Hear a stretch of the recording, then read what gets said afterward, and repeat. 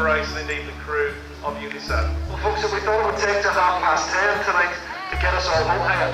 And we're 2 hours ahead of schedule this lesson, which is absolutely fantastic.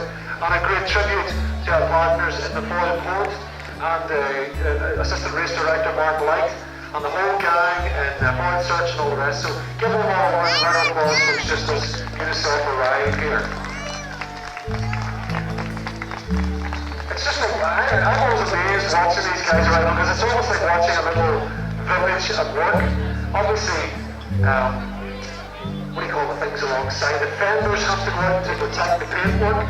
Skipper has to get the motoring right. The rigging has to be properly prepared before they come in, Jonathan. Of course, then there's the roping. And I mean, that's a massive thing, and you can't get it even slightly wrong. No, I mean, can you imagine when you get these sails up and they catch the wind, the power in that is huge. And to balance all of this around the mast with the rigging is, a very precise thing. And I'm not going to bump the back, is it? There's a boy that made in the car park the other day, and I wasn't best pleased. He's got that suspended already, just in case. Is that wee white fender going to stop 2 clippers? I think I would burst that fender or not. No, he does. They work very well. Cluffy, or Mark Cluffy. Cluffy, face them. Folks, give this man a warm welcome to Derry. Congratulations, sir. Thank you very much. Great to be here. Great reception. Hi, everybody. Mark, what's it been like for you? Because every one of these clippers is telling a story. Today was a long day. We had a fair tide around Rathlin, and then it started to turn and the wind died on us, and we got the anchor out actually and tied lots of lines together because we thought we were going to spend the night kedging off Rathlin, and then the wind just filled in enough for us to sneak through the gap, and so it's such a relief to be here now. You could have got stuck. We could have got stuck off Rathlin tonight. Yeah. Thoughts? I mean, I've asked a few of the skippers this remarkable development because you came across the Atlantic so quickly, and then Clipper decides, no, a little bit more please, up to Rocco, round Rathlin, and then Greencastle. So that psychologically adds to what you have on your plate. Yeah. The Rocco bit wasn't too much of a challenge really, but the real challenge was just knowing as time ticked by, each half hour ticked by, and the wind was easing, that if we didn't get round Rathlin, we could have been kedging for 10 hours waiting for the tide to turn and what have you, which would have been a disaster for everybody tonight. So. Skipper stories are remarkable in their right. You were an MBE when you were 25.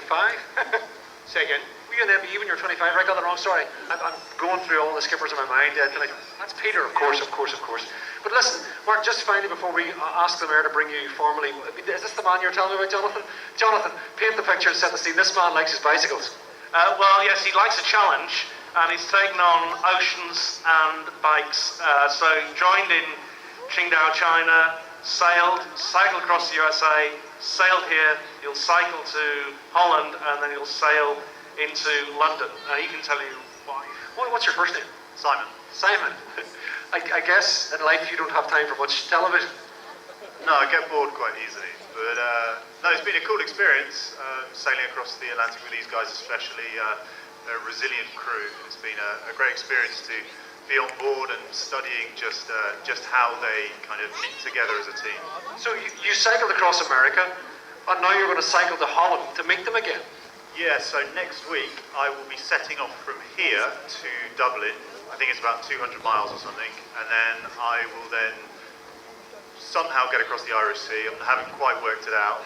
Then I will cycle to Newcastle, then across the North Sea to Amsterdam, then cycle the final bit to Den Helder, and then sail with the Clipper race back to London in 3 weeks' time. Man, give that man a round of applause. It's amazing.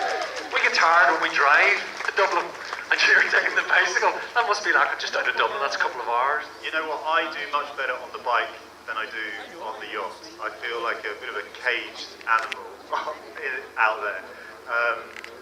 I'm no sailor, but I feel much more comfortable on the bike. So it might be, just did 3,750 miles across America in 48 days. And it was the best experience of my life. I can't believe it. It makes me feel like I'm doing nothing with my life. You're very welcome to Derry, as are the entire Unicef crew. Jonathan, our work this evening is almost done. You'll join us tomorrow again on BBC Radio Foil.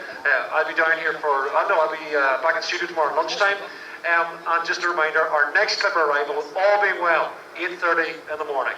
Yes, if people are here, we'll get it alongside between 8:30 and 9 a.m. That's the Garmin boat racing the waters here. And it should be a blue sky morning. Well, we'll see you in the morning, folks. Maybe.